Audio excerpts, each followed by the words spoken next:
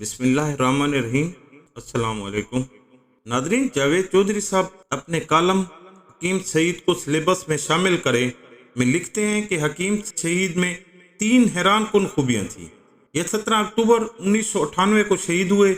आज इन्हें दुनिया से रुखसत हुए 21 वर्ष हो चुके हैं, लेकिन मैंने इन 21 वर्षों में एक दिन भी ऐसा नहीं गुजारा जब मैंने हकीम साहब और इनकी तीनों खूबियों को याद ना किया हो। ये मुझ समेत इन हजारों लोगों के मोहसिन हैं जिन तक ये खूबियाँ पहुँची और इनकी जिंदगियाँ तब्दील हो गई। इनकी लाइफ और माइंड दोनों चेंज हो गए। 17 अक्टूबर को हकीम साहब की बरसी थी। मैं हर साल खामोशी के साथ इनकी बरसी मनाता हूँ, दुआ करता हूँ, सारा दिन इनकी किताबें पढ़ता हूँ, पुराने नोट्स निकाल कर देखता हूँ और हकीम साहब को उनकी तिलस्माती मुस्कुराहट के साथ अपने सामने बैठा देखता हूँ और अपने आप से वादा करता हूँ मैं इंशाल्लाह अगले साल भी हकीम साहब की हिदायत पर अमल की कोशिश करूँगा। ताहम मैं ये इतराफ़ भी करता चलूँ, मैं कोशिश के बावजूद हकीम साहब की एक भी खूबी पैदा नहीं कर सका। हकीम सईद वाकई हकीम सईद थे। हम में से कोई इन जैसा नहीं बन सकता और शायद हमारे मुल्क को इन जैसा कोई दूसरा शख्स भी नसीब ना हो सके। हकीम साहब में लोगों को अपने साथ चलाने और ताल्लुक़ को निभाने की गैर मामूली सलाहियत थी। वो निकम्मे तरीन लोगों को भी अपने साथ चला लेते थे। मैंने उनसे एक दिन पूछा, हकीम साहब आपके इर्द गिर्द पुराने लोग ज़्यादा हैं, आप नए लोगों को ट्राई क्यों नहीं करते? वो हंसकर बोले, मैं अपने इदारे के लोगों को अपना ख़ानदान समझता हूँ और ख़ानदान को तब्दील नहीं किया जा सकता। रिश्ते उम्र भर के होते हैं।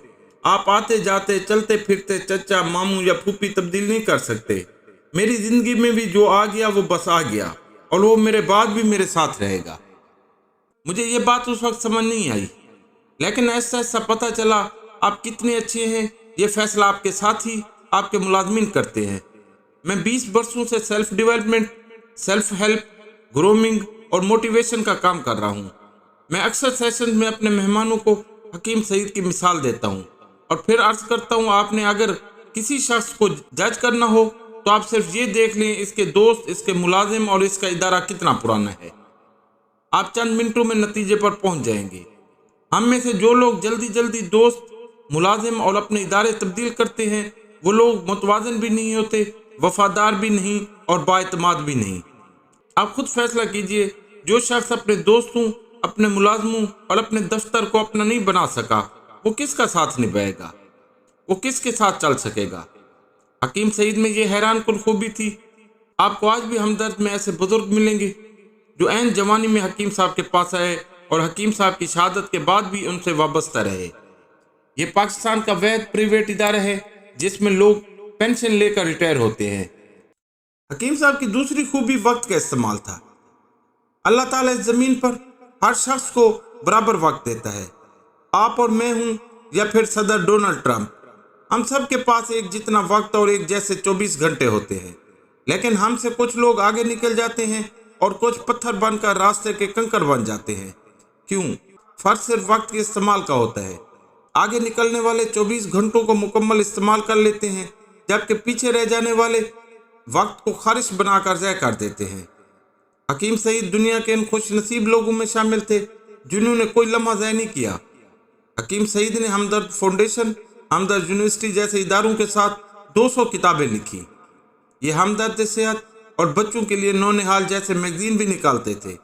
ये पूरी ज़िंदगी मतब भी जाते रहे, मरीज भी देखते रहे, सैकड़ों अद्वियात भी बनाई, रूह अफ़ज़ा जैसा मशरूब मशरक भी ईजाद किया और ये इनके साथ साथ हर ख़त भी पढ़ते थे और इसका अपने हाथ से जवाब भी लिखते थे। आप कमाल देखिए, अब तक हकीम सईद के हाथ के लिखे हुए 1 लाख से ज़्यादा खतूत जमा हो चुके हैं। आप ज़िंदगी में 1 लाख ख़त पढ़ और लिख कर दिखा दीजिए, मैं आपके हाथ चूम लूँगा। लेकिन हकीम साहब ने ये भी किया और ये इसके साथ हमदर्द जैसे इदारे भी बनाते रहे। क्या ये कमाल नहीं? मैंने एक दिन उनसे पूछा, आप ये सब कुछ कैसे मैनेज कर लेते हैं? वो बोले, मैं वक्त ज़ाय नहीं करता, मैं एक एक लम्हे को ज़िंदगी जितना अहम समझता हूँ। वो गाड़ी में होते थे या जहाज़ में, वो मुसलसल लिखते रहते थे। वो रोज़ाना की डाक साथ लेकर सफ़र करते थे। वो जहाँ वक्त पाते ख़त निकालते, पढ़ते थे और इसके पीछे जवाब लिख देते थे। हकीम साहब ने 40 से ज़्यादा ममालिक का सफ़र भी किया। वो फरमाते थे, तुम अगर अल्लाह की नेमतों का अंदाज़ा करना चाहते हो तो दुनिया देखो, तुम्हें ज़मीन का चप्पा चप्पा हैरान कर देगा।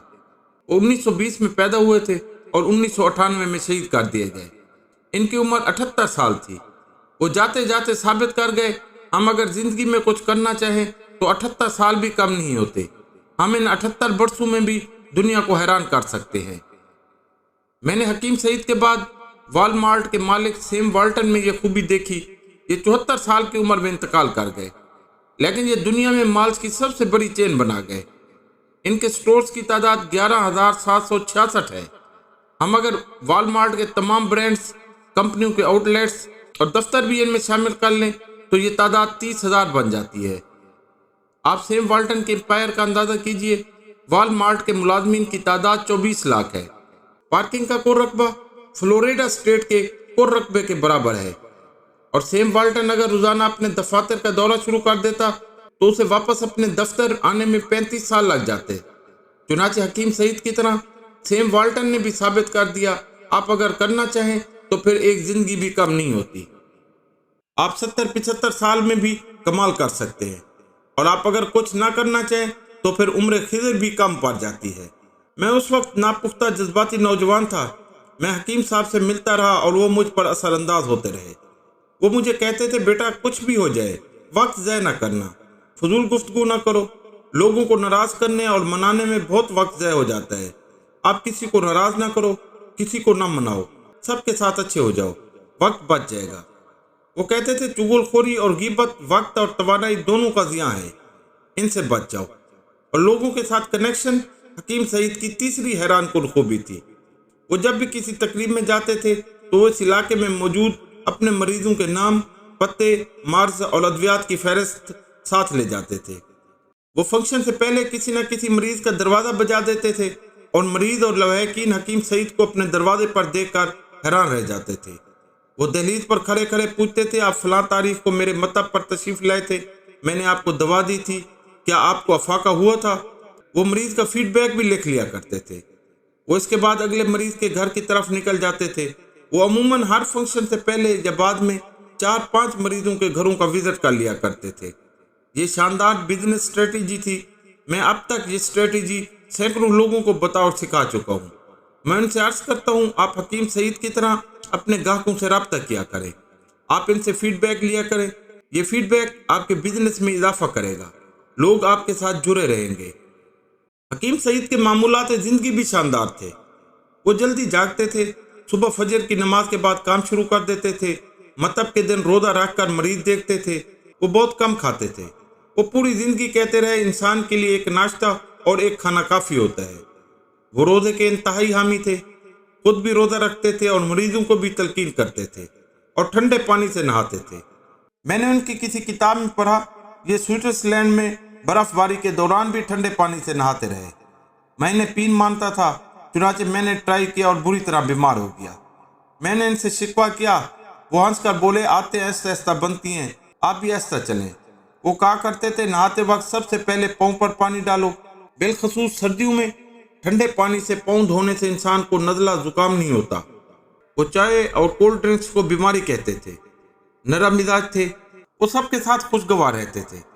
لیکن اگر کوئی انہیں دعوت دے اور خود وقت پر وہاں موجود نہ ہو یا کسی کا رویہ اچھا نہ ہو تو وہ بری طرح مائنڈ کر جاتے تھے اور واپس آ جاتے تھے، اور پھر موڑ کر دوبارہ نہیں جاتے تھے۔